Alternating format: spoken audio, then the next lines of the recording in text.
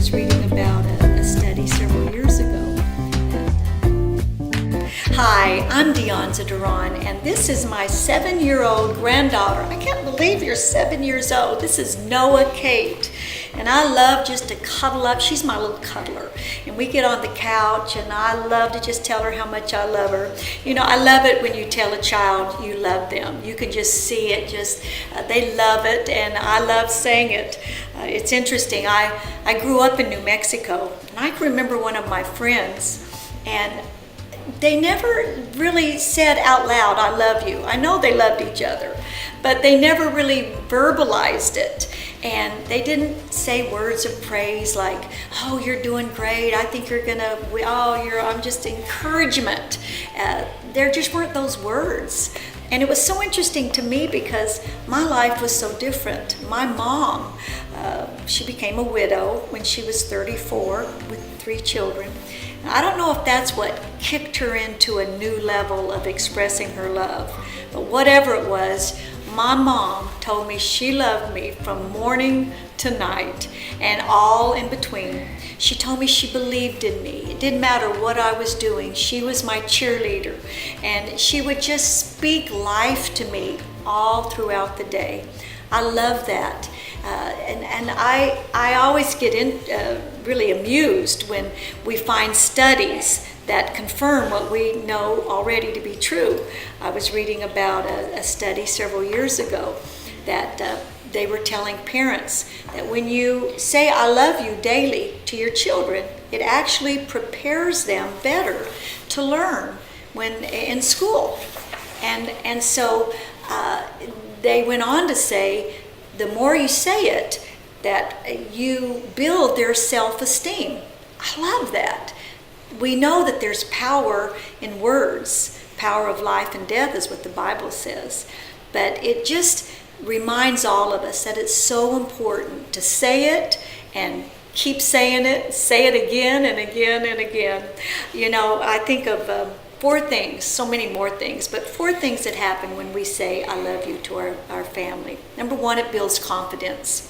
You know, I am married to a football coach, pastor, and I can hear him say so many times to parents, make sure your words don't tear down your child's confidence, because confidence is key to their success. You know, when we tell our children that we love them again and again, it builds confidence. And confidence affects every area of their life, not only as children, but as adults. Number 2, when you say I love you, it builds an inner peace, an inner strength. I can remember so many times when the children were small, and if they were nervous about the first day of school or going to the dentist or the doctor, they'd look up and take my hand, and I could just hear their little heart saying, tell me you love me. And I would say, I love you. You're going to do great today. Don't worry about it. We've got this. And so when you express love to your children, you're not only building confidence, but you're building an inner peace and inner strength. The third thing that happens when you say I love you is you're actually modeling to your child how to express love, how to say it, how to show it. And you're releasing your child to go into the world and know how to love their friends, to love their teachers, to love their brothers and sisters.